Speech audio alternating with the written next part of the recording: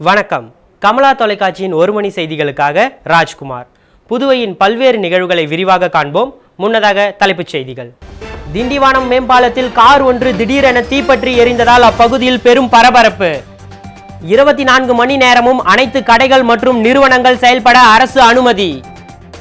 விடியற் காலை வரை கொட்டி தீர்த்த கனமழையால் தாழ்வான இடங்களில் மழைநீர் தேக்கம், பொதுமக்கள் அவதி. வாலிபருக்கு கொலை மிரட்டல் விடுத்த 3 இளைஞர்களை போலீசார் கைது. இனி விரிவான செய்திகள். 24வது ரோலர் ஸ்கேட்டிங் போட்டிக்கான பரிசளிப்பு விழா விவேகானந்தர் மேல்நிலைப் பள்ளியில் நடைபெற்றது. 24வது ரோலர் ஸ்கேட்டிங் போட்டிக்கான பரிசளிப்பு விழா விவேகானந்தா மேல்நிலைப் பள்ளியில் நடைபெற்றது.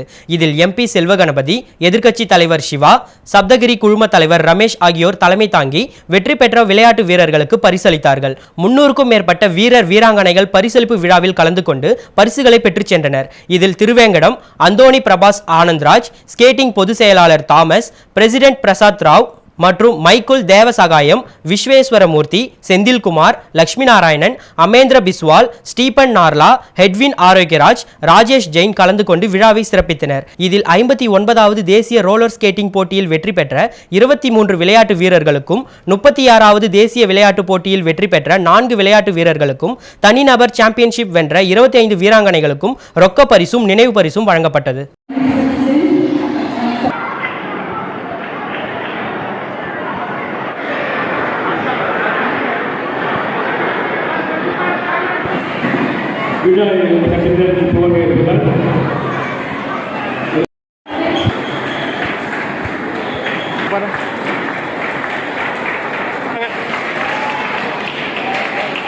ஓகே.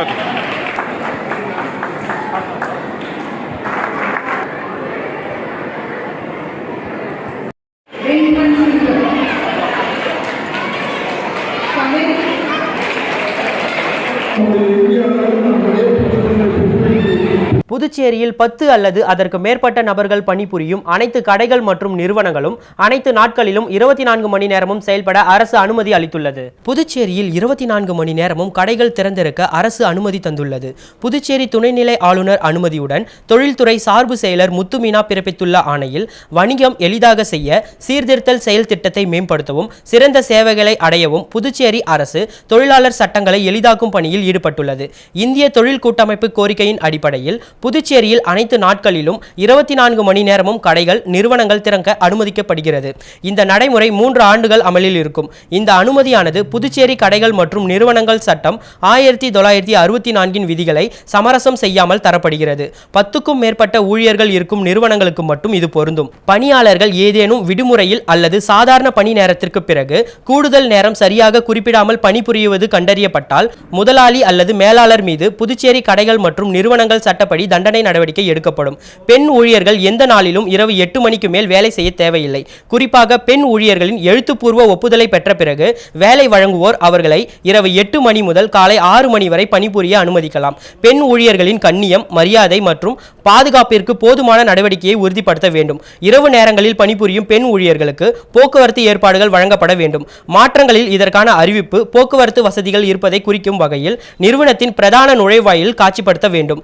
பணியாளர்களுக்கு ஓய்வறை, கழிவறை, பாதுகாப்பு பெட்டகங்கள் மற்றும் பிற அடிப்படை வசதிகள் வழங்கப்பட வேண்டும். பெண் ஊழியர்களை பணியமர்த்தும் ஒவ்வொரு முதலாளியும் பாலினத்தின் கீழ் பெண்கள் மீதான பாலியல் துன்புறுத்தலுக்கு எதிராக உள்ள புகார் குழுவை அமைக்க வேண்டும் என்று தெரிவிக்கப்பட்டுள்ளது.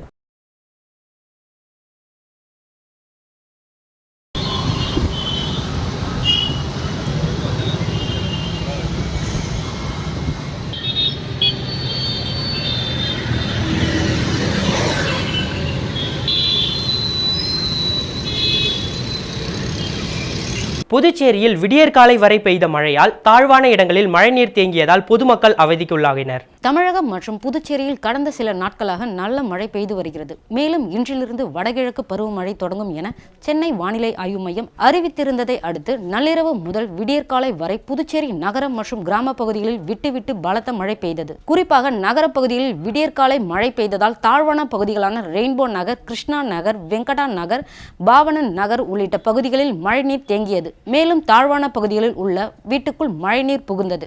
இதனால் பொதுமக்கள் சற்று சிரமத்திற்குள்ளாகினர். நகராட்சி சார்பில் மழைநீர் தேங்காமல் இருக்க நடவடிக்கை எடுக்கப்பட்டு வருகிறது.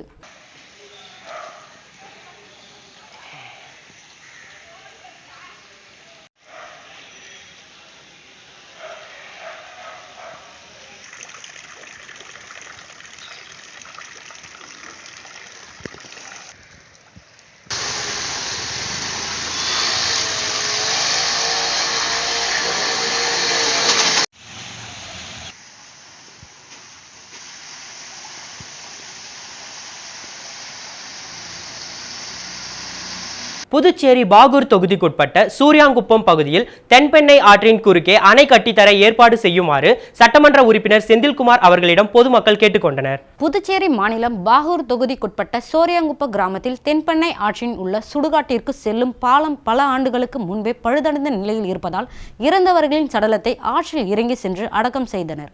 இந்த சம்பவம் பலமுறை புதுவை அரசிடம் எடுத்து கூறியும் செயல்படவில்லை.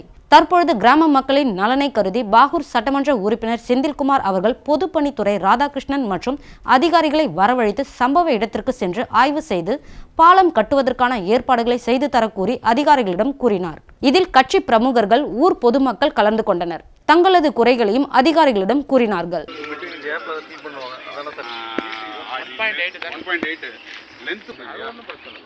போடுறது 6 அடினா சைடு விட்டு நடுவில் ஒரு 7 அடிக்கு மட்டும் பார்க்கலாம். அது போட்டால் போதும் சார். இல்லை சார், இல்லைன்னா நம்ம டெம்பரேட்னா ஈவன் மூட்டை போட்டு விட்டா கூட பிச்சு போகாது. லட்டு எப்படி மேலே ரோடு 2 பைப்பு போட்டோம். இது ஒருத்தர் சொல்கிறேன். இந்த 2 பைப்பு போட சொல்கிறீங்க சார். இந்த 2 பைப் ஒரு பைப் போட்டு மண்ணை கொட்டி. புதுச்சேரியில் வாலிபருக்கு கொலை மிரட்டல் விடுத்த 3 இளைஞர்களை போலீசார் கைது செய்து சிறையில் அடைத்தனர். புதுச்சேரி பெரியார் நகரை சேர்ந்தவர் ஆட்டோ ஓட்டுநர் ரெனவுத். இவருக்கும் பெரியார் நகர் பகுதியை சேர்ந்த ரவுடியான அரவிந்தனுக்கும் கடந்த சில மாதங்களுக்கு முன்னர் உணவு வாங்குவதில் ஏற்பட்ட தகராறில் ரெனவுத் அரவிந்தனை தாக்கியதாக கூறப்படுகிறது. இதில் ஆத்திரமடைந்த அரவிந்த் தனது நண்பர்களுடன் ரெனவுத்தை கொலை செய்ய முயற்சித்த வழக்கில் கைது செய்யப்பட்டு சிறையில் அடைக்கப்பட்டார். இதனிடையே சமீபத்தில் சிறையில் இருந்து வேறொரு வழக்கிற்காக நீதிமன்றம் வந்த அரவிந்த் தனது கூட்டாளிகளான மணிகண்டன் மற்றும் சந்துருவை அங்கு சந்தித்து ரெனவுத்தை கொலை செய்ய அறிவுறுத்தியதை அடுத்து மணிகண்டன், சந்துரு, முகிலரசன் ஆகியோர் கடந்த தீபாவளி அன்று பேருந்து நிலையம் எதிரே அரிவாள் உள்ளிட்ட ஆயுதங்கள் கொண்டு ரெனவுத்தை கொலை செய்ய சென்றபோது அவர் இவர்களிடம் தப்பித்ததை அடுத்து ரெனவுத்தின் மைத்துனரான சிவகிருஷ்ணனுக்கு இக்கும்பல் கொலை மிரட்டல் விடுத்துள்ளது. இது தொடர்பாக சிவகிருஷ்ணன் உருளையன்பேட்டை காவல் நிலையத்தில் அளித்த புகாரின் பேரில் போலீசார் வழக்கு பதிவு செய்து மிரட்டலில் ஈடுபட்ட 3வரையும் கைது செய்து அவர்களிடம் இருந்த அரிவாளை பறிமுதல் செய்து காலாப்பட்டு மத்திய சிறையில் அடைத்தனர்.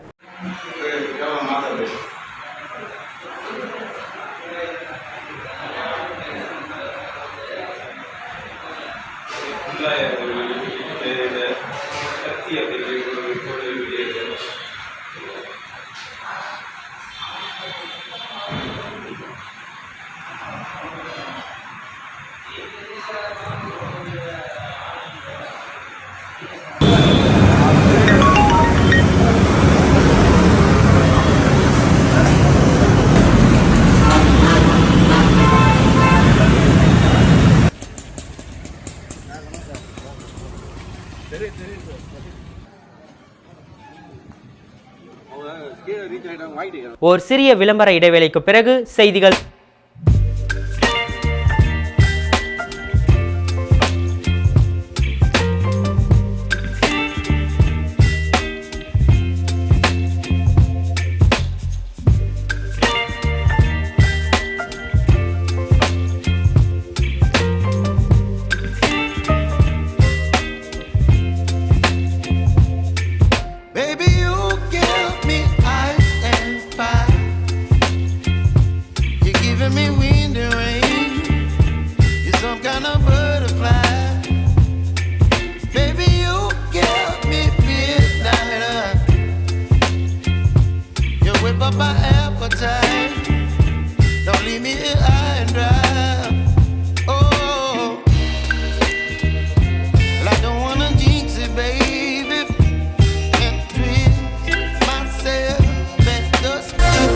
செய்திகள் தொடர்கின்றன. திண்டிவனம் மேம்பாலத்தில் கார் ஒன்று திடீரென தீப்பற்றி எரிந்ததை அடுத்து அப்பகுதியில் பெரும் பரபரப்பு ஏற்பட்டது. விழுப்புரம் திண்டிவன வட்டம் மேம்பாலத்தில் கார் ஒன்று திடீரென தீப்பற்றி எரிய தொடங்கியது. இதனை அடுத்து அங்கு இருந்தவர்கள் தீயணைப்பு துறையினருக்கு தகவல் தெரிவித்தனர். அங்கு விரைந்து வந்த தீயணைப்பு துறையினர் தீயை அணைத்தனர். இதனால் அங்கு 1 மணி நேரத்திற்கு மேலாக போக்குவரத்து பாதிக்கப்பட்டது.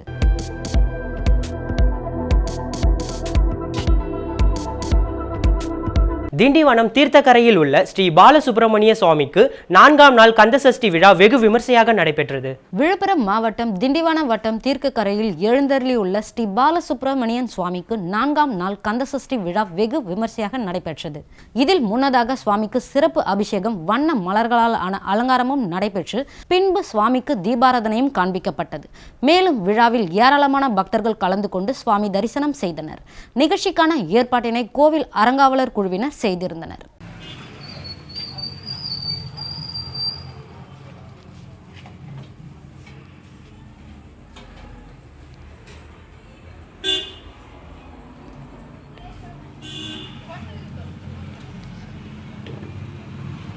டெல்லி விமான நிலையத்திலிருந்து பெங்களூருக்கு இரவு புறப்பட்ட இண்டிகோ விமானத்தின் என்ஜின் பகுதியில் தீப்பொறி பறந்ததால் அந்த விமானம் அவசரமாக தரையிறக்கப்பட்டது.